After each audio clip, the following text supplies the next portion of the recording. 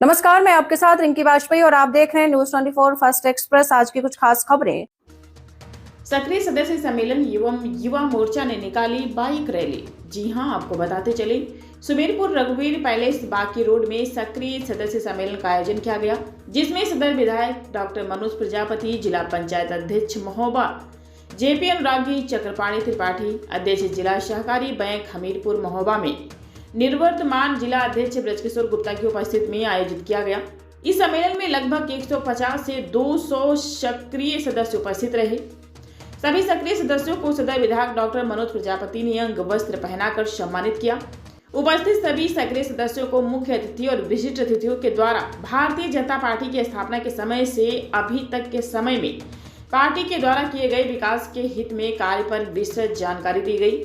सम्मेलन कार्यक्रम के बाद युवा मोर्चा प्रदेश की समिति सदस्य आदित्य अवस्थी और मोर्चा युवा मोर्चा जिलाध्यक्ष आकाश त्रिपाठी की अगुवाई में निकालने से पूर्व निवर्तमान सांसद पुष्पेंद्र सिंह चंदेल ने बाइक रैली को हरी झंडी दिखाकर रवाना किया, जो कि सुमेरपुर नगर में भारत माता की जय जय भाजपा तय भाजपा के नारे के साथ मोदी योगी जिंदाबाद के नारे लगाते हुए निकाली गई।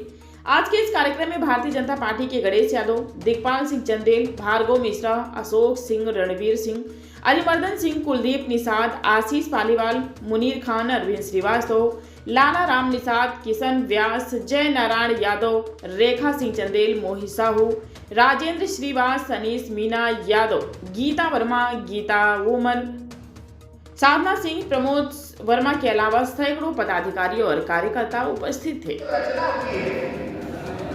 आगामी 3 वर्षों के लिए इन आगामी 3 वर्षों में अपने पंचायत के चुनाव आने वाले हैं, अपने विधानसभा के चुनाव आने वाले हैं, हो सकता है अपने सहकारिता के चुनाव ही 3 वर्षों में आए। उसके लिए संगठन का निर्माण होगा। पहले जो संगठन का निर्माण हुआ था उसमें सारे चुनाव और लोकसभा का चुनाव हुआ है। आप अपनी परिश्रम की पराकाष्ठा से भारतीय जनता पार्टी 3 बार लगातार लोकसभा, 2 बार विधानसभा चुनाव, पंचायत के चुनाव में, स्थानीय निकाय के चुनाव में, सहकारिता के चुनाव में, एमएलसी के चुनाव में सफलता मिली है। और भारतीय जनता पार्टी भारत की दुनिया की सबसे बड़ी पार्टी यदि बनने का किसी को श्रेय जाता है तो आप जैसे देश के कार्यकर्ता को जाता है। मैं सभी का अभिनंदन करता हूँ, वंदन करता हूँ, स्वागत करता हूँ। और मैं इसीलिए आज सक्रिय सदस्यों का सम्मेलन रखा गया है। इन्हीं सक्रिय सदस्यों में से कोई मंडल के पदाधिकारी बनेंगे, कोई जिले के पदाधिकारी बनेंगे, कोई क्षेत्र के पदाधिकारी बनेंगे, कोई राज्य के पदाधिकारी बनेंगे। कोई दशकों से कई पीढ़ियां आतंक के साए में जन्मी और आतंक के साए में ही उन्होंने अंतिम सांस ली। अब घाटी की हवा बदल चुकी है। पर्यटकों से भरी वादियां जहां स्थानीय आर्थिक समस्याएं हल कर रही है, वही अनुच्छेद 370 के उन्मूलन से कश्मीर का युवा देश की मुख्यधारा से जुड़कर कश्मीर को राष्ट्रवादी चश्मे से देखने लगा है। विगत सरकारों के मूल उद्देश्य जहां किसानों को छोटे मोटे लाभ पर आश्रित कर देश को उन्नति को नजरअंदाज करना था, वही पीएम किसान योजना से देश कृषि के क्षेत्र में परिवर्तनकारी घटना है। ऋग्वेद के इसी मंत्र को अंगीकृत करते हुए सबका साथ सबका विकास की अवधारणा को केंद्र में रखते हुए माननीय मोदी जी ने सहकारिता मंत्रालय की नियुक्ति की। भारत जैसे कृषि प्रधान देश में जहाँ किसान किसी सहकारी समिति के सदस्य है, इसमें सहकारिता की भूमिका को 2024 नजरअंदाज किया जा रहा है। यह देश का दुर्भाग्य है। 2024 में स्थापित 3 मल्टी स्टेट सहकारी समितियों ने निर्यात, ऑर्गेनिक उत्पाद तथा गुणवत्तापूर्ण चीजों के उत्पादन में कार्य करना शुरू कर दिया है और किसानों के उत्पाद को उचित मूल्य मिल रहा है, क्योंकि अब उनके क्षेत्र के लिए वैश्विक दरवाजे खुल चुके हैं। इसलिए 2025 अंतर्राष्ट्रीय सहकारिता के सहकारिता के रूप में मनाया जा रहा है। इन सब चर्चाओं के अलावा दिव्यांग एथलीटों को उनको उचित सम्मान दिलाने, ओलंपिक में भारत के एथलीटों को प्रोत्साहन देने, फिट इंडिया मूवमेंट के माध्यम से स्वस्थ भारत की संकल्पना को साकार करने का प्रयास करना मन की बात के माध्यम से जनमानस से प्रति सप्ताह जुड़ने का प्रयास ऐसा कदम है जिससे सरकार कैसे पूरा जा सकता है जो ट्रिपल तलाक एवं हलाला जैसी निकृष्ट परंपराओं की शिकार हुई है। इससे 3 तलाक पुनर्जन्म से ही कम हुआ है। किसी देश के सशक्तिकरण के मूल में उसकी सांस्कृतिक उसका वैभव होता है। भारतीय जनमानस में वो शिक्षा उस समय साकार हुई जब हमारे रामलला ट्रेन से विशाल रूप में विराजमान हुए। काशी विश्वनाथ और महाकाल कॉरिडोर ने हिंदुत्व आस्था को प्रभावित कर दिया। महाकुंभ 2025 के सफल आयोजन में जहाँ पूरे विश्व को हर्षित किया, वहीं देश की सांस्कृतिक चेतना को जाति धर्म से परे उठकर उसमें नई जांच होती है। एक स्थान से दूसरे स्थान तक सामान ले जाने या पर्यटन को बढ़ावा देने के लिए जहां वर्ष 2014 में 12 किलोमीटर प्रतिदिन राजमार्ग बनाए जाते थे, वहीं अब 30 किलोमीटर से अधिक प्रतिदिन राजमार्ग बनाया जा रहा है। Make in India, startup India, stand up India जैसी योजनाओं से हुए आर्थिक लाभ तो सभी परिचित है, परंतु जब हम ध्यान से विश्लेषण करें तो इन योजनाओं से देश के स्वावलंबन को मजबूत करने के साथ ही वैश्विकता के दौर में भी आर्थिक राष्ट्रवाद का बीज बन गया है। सागरमाला तथा सबरीमाला योजनाएं केवल आर्थिक विकास तथा देश के अवसंरचना के लिए जरूरी नहीं है, बल्कि भारत का वैश्विक कद इन योजनाओं के कारण बढ़ा है। कोविड-19 में भारत जैसे विशाल जनसंख्या को संभालने के साथ ही वैश्विक स्तर पर भारत ने वैक्सीन डिप्लोमेसी का कुशलतापूर्वक पहल किया है। G20 का सफल आयोजन, युद्धग्रस्त क्षेत्रों में भारतीयों की कुशल वापसी, ब्रिक्स के सदस्यों का विस्तार, क्वाड में भारत का दबदबा कुछ ऐसे बिंदु हैं जो ये बताने के लिए पर्याप्त है कि पूरी दुनिया में तरक्की के रास्ते पर आगे बढ़ पड़ा है। इसके लिए आप लोग ही हमारे सभी साथी जिम्मेदार हैं। आप लोगों की मेहनत की बदौलत, आप लोगों की तप और तपस्या की बदौलत यह दिन सब लोगों को देखने को मिला है।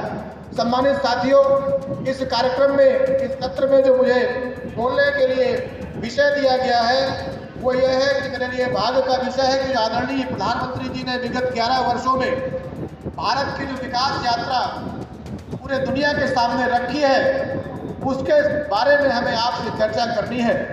तो जब हम प्रारंभ करते हैं उनकी विकास यात्रा के बारे में, जो 11 वर्ष का जो इतिहास है, तो हम कह सकते हैं कि प्रारंभ में कश्मीर की क्यारियों को केसर की जगह बारूद उगाने की जो परंपरा थी, संकट की घड़ी में पश्चिम का दरवाजा खटखटाने की जो परंपरा थी, सांस्कृतिक पहचान का जो अभाव भारतवासियों में था, इन सभी प्रश्नों के उत्तर के रूप में 2014 को इतिहास में अनेक वर्षों तक याद किया जाएगा, जब भारतवर्ष के पटल पर सांस्कृतिक एवं राष्ट्रवादी चेतना ध्वजवाहक एवं कुशलतम नेतृत्व के रूप में नरेंद्र मोदी जी का पदार्पण हुआ और जन जन के राष्ट्रीय हृदय में राष्ट्रीय तथा सांस्कृतिक पुनर्जागरण का मिसाल चलने लगी।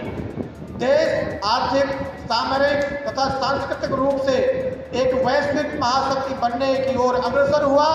वर्ष 2014 में जब भारतीय जनता पार्टी की सरकार सत्ता में आई, तो पिछली सरकार के कृत्यों से आहत इस देश के पास जननायक एवं यशस्वी व्यक्तित्व श्री नरेंद्र मोदी जी के रूप में आशा की किरण दिखाई दी।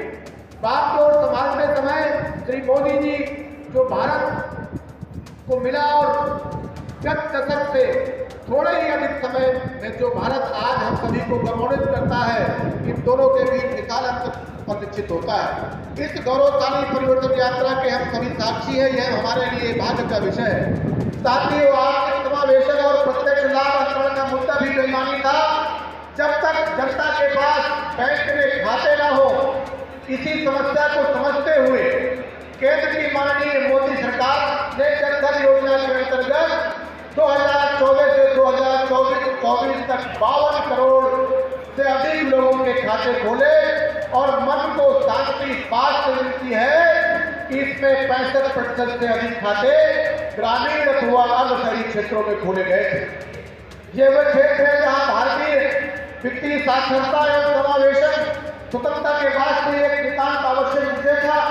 स्वच्छ भारत अभियान इसे काफी पहले संपन्न हो जाना चाहिए था, वो 2014 में माननीय मोदी जी के प्रधानमंत्री बनने के बाद संपन्न हो पाया।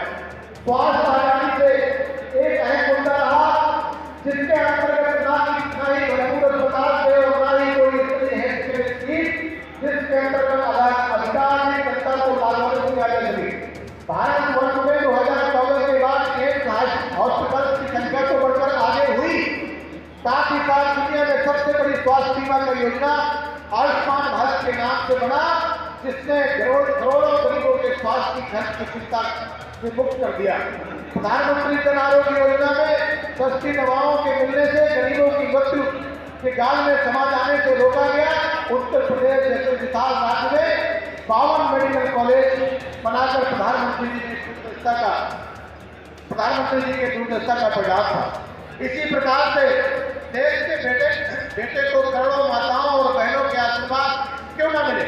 ये मोदी जी ही थे जिन्होंने पारंपरिक ईंधन से महिला समुदाय को होने वाले नुकसान को समझते हुए उज्ज्वला योजना के अंतर्गत 9 करोड़ से अधिक एलपीजी कनेक्शन निःशुल्क वितरित किए।